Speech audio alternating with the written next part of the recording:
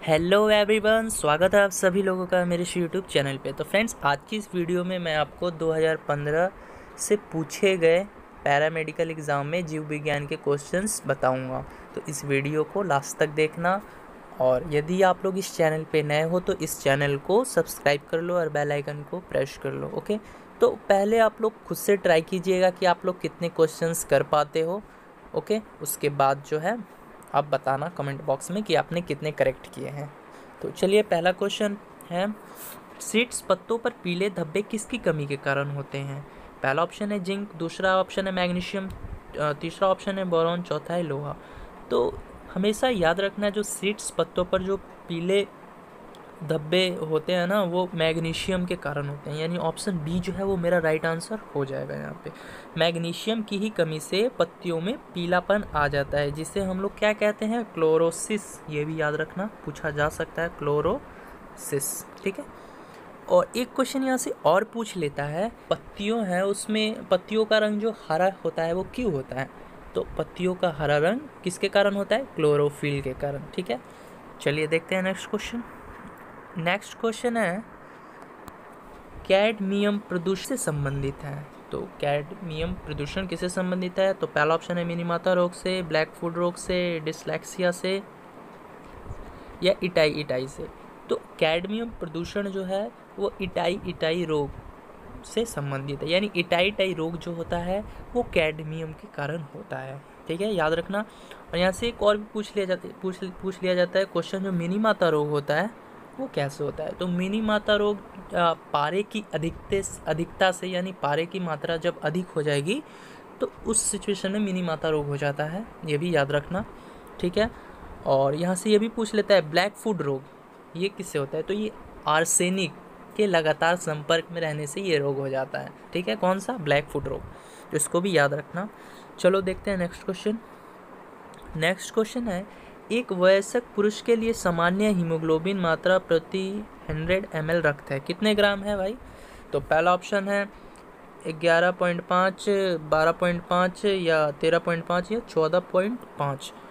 तो जो एक वयस्क मनुष्य के लिए जो सामान्य हीमोग्लोबिन की मात्रा है वो कितने ग्राम है? 100 ml रक्त, मतलब 100 ml रक्त है वो कितने ग्राम की है? तो वो है गाइज 14.5 ग्राम, यानी ऑप्शन डी जो है वो मेरा राइट आंसर हो जाएगा। ओके, चलिए देखते हैं नेक्स्ट क्वेश्चन। नेक्स्ट क्वेश्चन पूछा गया है, आभासी फल उदाहरण है। क्या है आभासी फल का एक उदाहरण पूछा है? तो हम लोग देख लेते हैं। इसमें ऑप्शन दिया है सेब, आम, अमरूद, या उपरोक्त में से कोई नहीं। तो आभासी फल को हम लोग असत्य फल भी बोलते हैं, आप लोग याद रखना। ठीक है। तो कुछ फलों के निर्माण में ब्राह्मण, दलपुंज या पुष्पासन आदि भाग लेते हैं, और ऐसे ही फलों को हम लोग असत्य फल यानी आभासी फल कहते हैं। जैसे सेब क्या है? एक फॉल्स फ्रूट है, यानी आभासी फल है, असत्य फल है। तो यहाँ आभासी फल के बारे में पूछा गया, यानी असत्य फल, तो राइट आंसर ए हो जाएगा, यानी सेब जो है हमारा असत्य फल है। चलिए देखते हैं नेक्स्ट क्वेश्चन। नेक्स्ट क्वेश्चन है, किस पादप को शाकीय भारत, यानी एक पादप है उसको हम लोग शाकीय भारत डॉक्टर के नाम से जानते हैं? तो क्या है, आइए देखते हैं। तो पहला ऑप्शन है आंवला, दूसरा है आम, तीसरा नीम, चौथा तुलसी। तो आंवले को ही हम लोग क्या बोलते हैं गाइस? आंवले को ही हम लोग भारतीय, यानी शाकीय भारतीय डॉक्टर के मतलब नाम से जानते हैं, या इसको कहते हैं किस पादप को? आंवले को। ठीक है। अब नेक्स्ट क्वेश्चन देखते हैं हम लोग यहाँ से, कोशिका के बारे में निम्नलिखित में से कौन सा कथन सही नहीं है? ठीक है। तो पहला ऑप्शन है, कोशिकाओं के आकार और अमाप विशिष्ट कार्य से संबंधित होते हैं। ये तो सही है, कोशिका के बारे में सही कहा गया है। कुछ कोशिकाओं के बदलते आकार होते हैं, ये भी सही है। और प्रत्येक कोशिका में निष्पादन की अपनी क्षमता होती है, ये। अब देखते हैं, यानी चौथा नंबर जो होगा वो गलत होगा। देख लेते हैं एक बार, सभी देव उत्तकों में एक ही प्रकार की कोशिका विद्यमान है, ये गलत स्टेटमेंट। ओके, चलिए देखते हैं नेक्स्ट क्वेश्चन।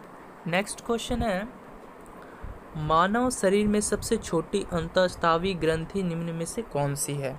तो पहली है अधिविक्र, दूसरी अवटु ग्रंथि, तीसरी है पीयूष ग्रंथि, चौथी है अग्नाशय, है ना। तो इस यानी मानव शरीर में जो सबसे छोटी स्तावी ग्रंथि है वो कौन सी है गाइस, तो वो है पीयूष ग्रंथि, यानी ऑप्शन सी जो है वो मेरा राइट आंसर हो जाएगा इस क्वेश्चन का। ओके, यहाँ से एक दो क्वेश्चन और भी पूछ लिए जाते हैं एग्ज़ाम में। मानव शरीर के किस ग्रंथि को मास्टर ग्रंथि कहा जाता है, तो किस ग्रंथि को कहा जाता है, वो पीयूषी ग्रंथि को कहा जाता है। ठीक है, मास्टर ग्रंथि को हम लोग पीयूष ग्रंथि के भी नाम से जानते हैं। और एक क्वेश्चन और आ जाता है कि मानव शरीर की जो सबसे बड़ी ग्रंथि होती है वो कौन सी होती है, तो वो यकृत होती है, इसको भी याद रखना। और एक और पूछ लेता है एग्जामिनर की मानव शरीर की कौन सी ग्रंथि एक साथ अंतःस्थावी तथा बाह्यस्थावी दोनों की तरह कार्य करती है, तो वो अग्नाशय हो जाएगा, है ना। और तथा बाह्यस्थावी दोनों की तरह कौन सी ग्रंथि काम करती है, तो वो अग्नाशय काम करती है, इसको भी याद रख लेना। ओके, चलिए देखते हैं नेक्स्ट क्वेश्चन। नेक्स्ट क्वेश्चन है काला जार का रोगवाहक कौन है, तो पहला ऑप्शन है एनोफ्लीज मच्छर, दूसरा है क्यूलेक्स मच्छर, तीसरा है सीसी मक्खी और चौथा है बालू मक्खी। तो इसका याद रखना, काला जार का जो रोगवाहक होता है वो कौन होता है, वो बालू मक्खी होती है, यानी ऑप्शन डी जो है वो मेरा राइट आंसर हो जाएगा। और एक क्वेश्चन यहाँ से और पूछ लेता है कि एनाफ्लीज मच्छर काटने से कौन सी बीमारी होती है, तो एनाफ्लीज मच्छर काटने से कौन सी बीमारी होती है, तो मलेरिया होता है, इसको भी याद रखना, मलेरिया। ओके, चलिए देखते हैं नेक्स्ट क्वेश्चन। नेक्स्ट क्वेश्चन है शब्दनी यानी साइरिंग्स किसमें वाक्य यंत्र है, तो पहला ऑप्शन है उभयचर, दूसरा है सरीसृप, तीसरा है पक्षी। तो जो साइरिंग्स है वो किसमें वाक्य यंत्र होता है गाइज, तो वो पक्षी में वाक्य यंत्र होता है, ऑप्शन सी जो है वो करेक्ट आंसर हो जाएगा। चलिए देखते हैं नेक्स्ट क्वेश्चन। नेक्स्ट क्वेश्चन है जन्म के बाद मानव के किस ऊतक में कोई विभाजन नहीं होता, तो ऐसा कौन सा टिश्यू है जिसमें आदमी जब जन्म ले लेता है तो उसमें कोई भी विभाजन नहीं होता, तो क्या वो कंकाल है या तंत्रिका तंत्र है या संयोजी है या जनन है, तो इसका जो राइट आंसर होगा वो तंत्रिका होगा, यानी तंत्रिका ऊतक में कोई भी विभाजन नहीं होता जब आदमी जन्म लेता है तो। ठीक है, चलिए देखते हैं नेक्स्ट क्वेश्चन। नेक्स्ट क्वेश्चन है मानव रुधिर में कोलेस्ट्रॉल का सामान्य स्तर है, यानी मानव के रक्त में जो कोलेस्ट्रॉल का जो 120 mg या 120 से 140 mg या फिर 140 से 180 mg% है या 180 से 200 mg% है, क्या है, तो इसमें जो इसका जो राइट आंसर होगा वो होगा 140 से 180 mg%, यानी ऑप्शन सी जो है वो मेरा राइट आंसर हो जाएगा। चलिए देखते हैं नेक्स्ट क्वेश्चन। नेक्स्ट क्वेश्चन है निम्न में से कौन सा नियततापी प्राणी है, नियततापी का मतलब क्या हो गया, यानी वार्म ब्लड यानी गर्म खून का, इसमें से कौन सा प्राणी है, क्या वो हेल मछली है या हेल शार्क है या एलाइटीज है या ड्रैको है, तो इसका जो राइट आंसर होगा वो ऑप्शन ए होगा, हेल जो है वो क्या है, नियततापी प्राणी है। ओके, चलिए देखते हैं नेक्स्ट क्वेश्चन। नेक्स्ट क्वेश्चन है कौन सा सबसे छोटा ऐसा सूक्ष्म जीव है जो स्वतः वृद्धि तथा जनन की क्षमता रखता है, तो पहला ऑप्शन है वायरस, दूसरा ऑप्शन है वायरोइड, तीसरा है माइकोप्लाज्मा, चौथा है इनमें से कोई नहीं। तो सबसे छोटा सूक्ष्म जीव जो है वो यानी जो खुद वृद्धि तथा जनन की क्षमता रखता है वो है माइकोप्लाज्मा, यानी ऑप्शन सी जो है वो मेरा राइट आंसर हो जाएगा। ओके, चलिए देखते हैं नेक्स्ट क्वेश्चन। नेक्स्ट क्वेश्चन है बैक्टीरिया को फिशन फंजाई क्यों कहते हैं, पहला ऑप्शन है उनमें मुकुलन होता है या उनमें विखंडन होता है या उनमें विखंडन के साथ कवक के लक्षण होते हैं या विखंडन के साथ उनमें एल्गी के लक्षण होते हैं, तो इसका जो राइट आंसर होगा उनमें विखंडन के साथ कवक के लक्षण होते हैं, ऑप्शन सी जो है वो मेरा राइट आंसर हो जाएगा। कभी कभी एग्ज़ाम में ये भी पूछ लिया जाता है बैक्टीरिया की खोज किसने की, तो बैक्टीरिया की खोज किसने की, लुई वैन हॉक ने किया था बैक्टीरिया की खोज, इसको भी याद रखना। ओके, चलिए देखते हैं नेक्स्ट क्वेश्चन। नेक्स्ट क्वेश्चन है जेनेटिक मैप होते हैं, क्या होते हैं, जेनेटिक मैप क्या होते हैं, तो पहला ऑप्शन है जीन विकास की विभिन्न अवस्था या गुणसूत्र पर जीन्स के क्रम या कोशिका विभाजन की विभिन्न अवस्थाएं या किसी क्षेत्र में विभिन्न जातियों का वितरण, तो इसका जो राइट आंसर होगा वो होगा गुणसूत्र पर जीन्स के क्रम होते हैं जेनेटिक मैप्स, यानी ऑप्शन बी जो है वो मेरा राइट आंसर हो जाएगा। ओके, नेक्स्ट क्वेश्चन है निम्नलिखित में से जल जनित रोग कौन सा है, पहला है मधुमेह, दूसरा है हैजा, तीसरा है चेचक और चौथा है मलेरिया। तो इसमें से जो जल जनित रोग है वो कौन सा है, वो है हैजा, यानी ऑप्शन बी जो है वो मेरा राइट आंसर हो जाएगा। हैजा जीवाणु से होने वाला एक जन जनित रोग है, ये याद रखना है, ठीक है।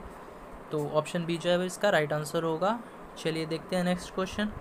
नेक्स्ट क्वेश्चन है, जल में आर्सेनिक की अनुपात ऊपरी सीमा है, क्या है, 0.005 ग्राम लीटर या 0.005 मिलीग्राम या 0.05 मिलीग्राम बाई लीटर या 0.0 ग्राम बाई लीटर।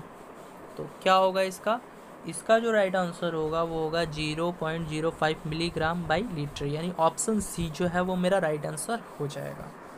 ओके, चलिए देखते हैं नेक्स्ट क्वेश्चन। अनुवांशिक यूनिट अर्थात जीन होते हैं, तो किस में होते हैं, जीन किस में होते हैं, केंद्रीय झिल्ली में होते हैं या गुणसूत्र में होते हैं या लाइसोसोम में होते हैं या कोशिका कला में होते हैं। तो जो जीन होते हैं ना वो गुणसूत्र में होते हैं, ये हमेशा याद रखना। ऑप्शन बी जो है वो मेरा राइट आंसर हो जाएगा। डीएनए को आनुवांशिक पदार्थ तथा जीन को आनुवांशिक इकाई कहते हैं, भी याद रखना। यानी डीएनए को हम लोग आनुवांशिक पदार्थ तथा जीन को आनुवांशिक इकाई कहते हैं और जीन जो है गुणसूत्र पर पाया जाता है, इसको याद कर लेना। यानी ऑप्शन बी जो है इसका राइट आंसर हो जाएगा। चलिए देखते हैं नेक्स्ट क्वेश्चन।